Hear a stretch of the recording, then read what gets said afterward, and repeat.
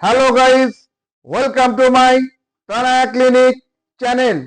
আজ আমি যোগার যে আসন নিয়ে আপনাদের সামনে কথা বলবো সেটা হচ্ছে ফিশ পোজ। সংস্কৃতে এই ফিশ পোজকে বলে মৎস্য আসন। এখন এই মৎস্য আসন আপনারা কিভাবে করবেন?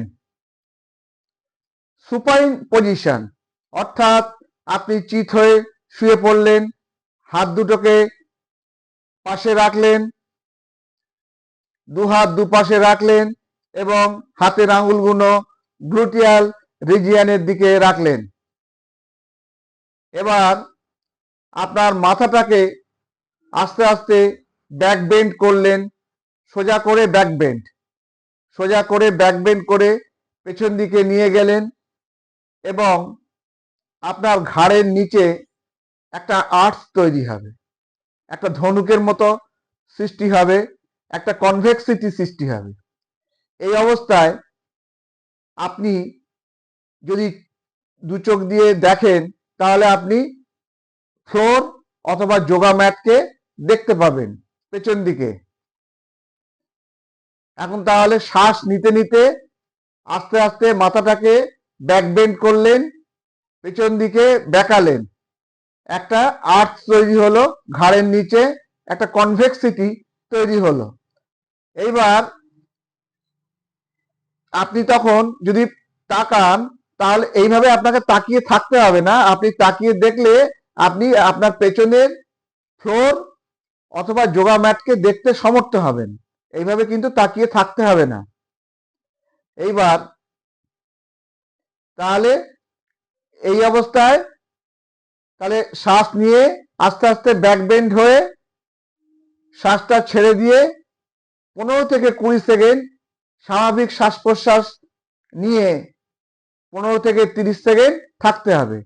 এই 15 থেকে 30 সেকেন্ড যখন থাকবেন, এই অবস্থায় যখন শ্বাস নেবেন তখন আপনি আপনার যে থায়ের মাসলগুলোকে শ্বাসের সঙ্গে সঙ্গে কন্ট্রাক্ট করবেন, অর্থাৎ মানে সংকুচিত করবেন এবং আকর্ষণ করে পেটের দিকে নিয়ে আসবেন এবং শ্বাস যখন ছাড়বেন ওই 15 থেকে 30 সেকেন্ডের মধ্যে তখন ওই মাসলগুলোকে আবার থায়ের মাসলগুলো থায়ের দিকে চলে যাবে, রিল্যাক্স পজিশন। সংকোচন প্রসারণ। এইভাবে 15 থেকে 30 সেকেন্ড থাকুন। তারপর আবার শ্বাস নিয়ে শ্বাস ছাড়তে ছাড়তে আবার আপনার মাথাটাকে সোজা করুন এবং সুপাইন পজিশনে আবার চিত অবস্থায় শুয়ে থাকা অবস্থায় চলে আসুন, চিত হয়ে শুয়ে থাকা অবস্থায় চলে আসুন। এইভাবে আসনটা কভার করবেন 1 রাউন্ড, 2 রাউন্ড, 3 রাউন্ড। 3 রাউন্ড হয়ে যাওয়ার পর 1 সেট, আবার এই 1 সেট থেকে পরপর আরো 2 সেট নিয়ে মোট 3 সেট আসনটা করবেন। এই আসনটা 3 সেট করার পর অবশ্যই 1 মিনিট শবাসন করবেন। হ্যাঁ, শবাসন করার পর তারপর যদি আপনার অন্য কোনো রুটিন থাকে আসনের সেটা করতে পারেন। থাইরয়েডের জন্য এই আসনটা প্রথম করতে পারেন। আর এই আসন কারা কারা করতে পারবে না? যাদের হাই ব্লাড প্রেশার আছে, যাদের লো ব্লাড প্রেশার আছে, যাদের ঘাড়ে কাছে ভার্টিব্রাল কলামে কোনো ইনজুরি আছে, লোয়ার ব্যাকে ভার্টিব্রাল কলামে কোনো ইনজুরি আছে, তারা এই আসন করতে পারবেন না।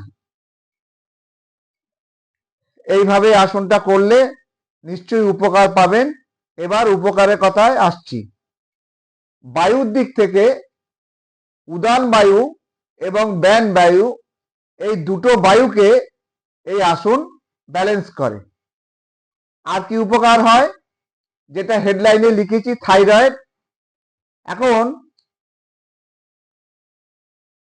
থাইরয়েড যে গ্রন্থিটা, এই যে এন্ডোক্রিন গ্ল্যান্ড, এই গ্রন্থিটা আমাদের গলায় ভয়েস বক্সের নিচে অবস্থান করছে।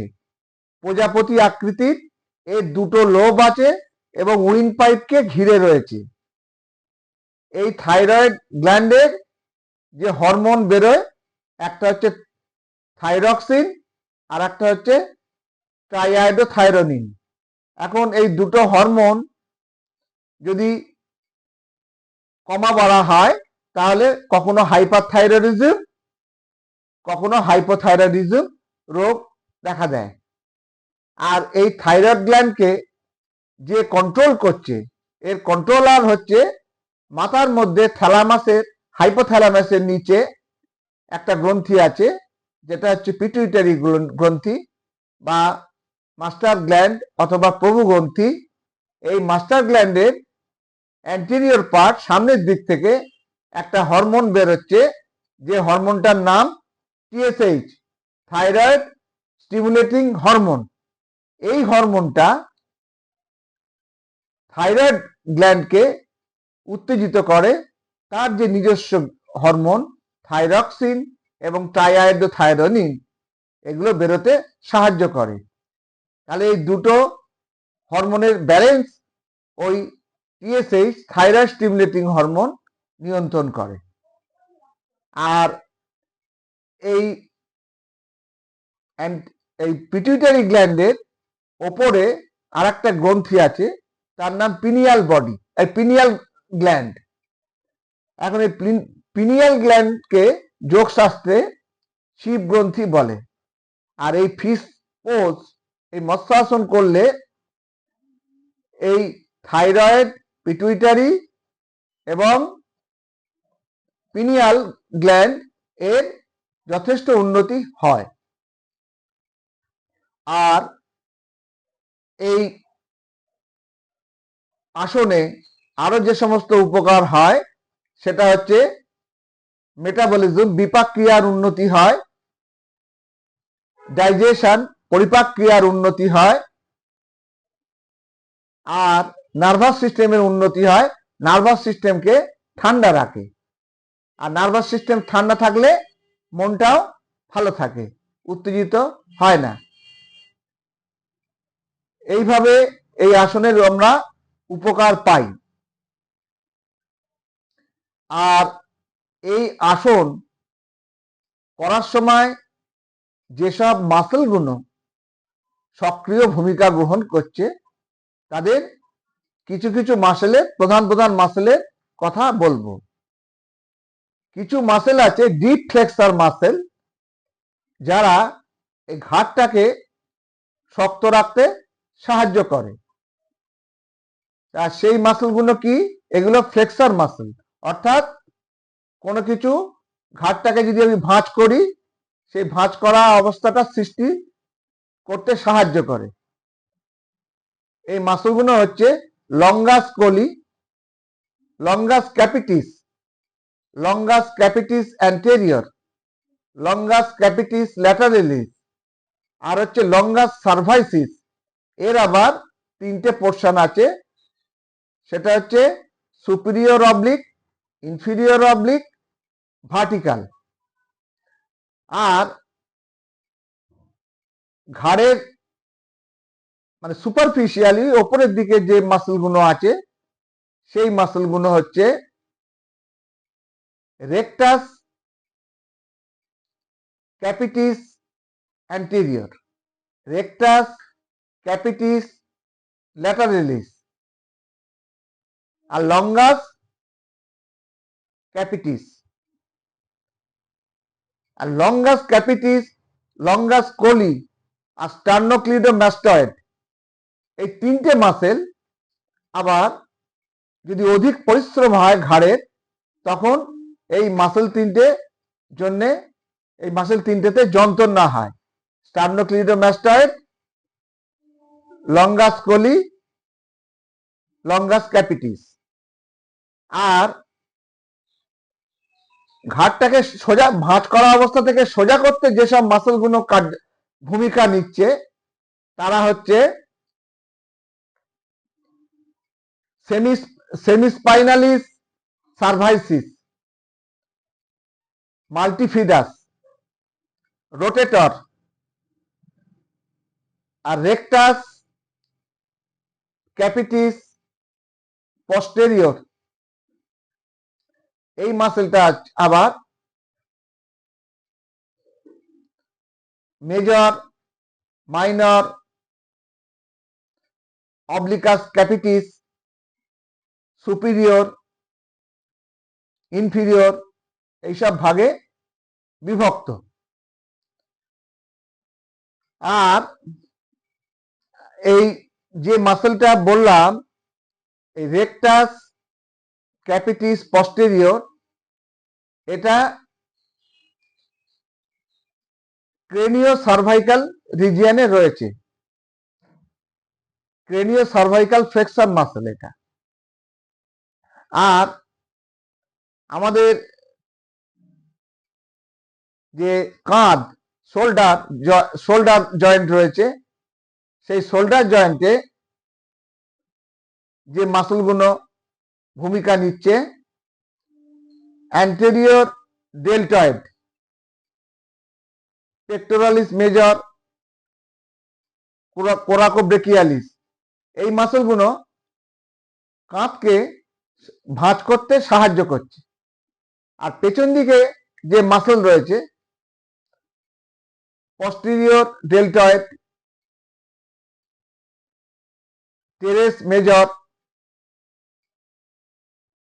ল্যাটিসিমাস ডরসাই, এই মাসেলগুলো আবার কাঁধের এক্সটেনশন মাসেল। এরা কাঁধকে আবার সোজা করতে সাহায্য করছে। আর এই ডেল্টয়েড মাসেলটা, এই মাসেলটা আবার ভার্টিব্রাল কালাম, ক্লেভিকেল,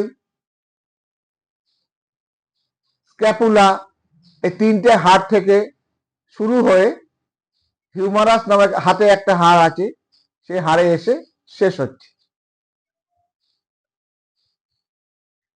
এই হলো মাসেলের অ্যাক্টিভিটি। আর আরো মাসেল আছে বুকের দিক থেকে, পেক্টোরালিস মেজর, পেক্টোরালিস মাইনর, এই মাসেল এই আসনে উপকার করছে। আর এই আসনে উপকার করছে না, এই আসনে সক্রিয় ভূমিকা পালন করছে পেক্টোরালিস মেজর, পেক্টোরালিস মাইনর বুকে। এবং ইন্টারকস্টাল মাসেল, আমাদের যে পাঁজার মধ্যে এই intercostal muscle, pectoralis major, pectoralis minor, এগুলো আমাদের বুকের দিক থেকে এই আসনে কার্যকরী ভূমিকা নিচ্ছে। আর এই ফিস পোজ করার সময় যে শোল্ডার রিট্রাকশন হচ্ছে, অর্থাৎ এই যে আমাদের শোল্ডার ব্লেড, যে স্ক্যাপুলা নামক দুদিকে দুটো হাড় পেছন দিকে রয়েছে পিঠের দিকে, এই হাড় দুটো যখন মৎস্যাসন পশ্চাৎটা হয়, তখন এই হাড় দুটো ভার্টিব্রাল কালামের দিকে সংকুচিত হয়ে চলে যায়, সংকুচিত হয়। সেই জন্য একে শোল্ডার রিট্রাকশন হয় এই আসনটাতে। আমার ভিডিও যদি আপনাদের ভালো লাগে তাহলে অবশ্যই সাবস্ক্রাইব করবেন, লাইক করবেন, শেয়ার করবেন, বেল আইকনটি টিপে রাখবেন যাতে পরবর্তী ভিডিও লোড হলে আপনার মোবাইলে নোটিফিকেশন পৌঁছে যায়। আর একটা জিনিস, আমি এই ফিস পোজ বা মৎস্য আসন, এই আসনের একটা আলাদা ভিডিও পাঠালাম, সেটা আপনারা দেখে নেবেন, তাহলে আপনাদের করতে সুবিধে হবে। আজ এই পর্যন্ত।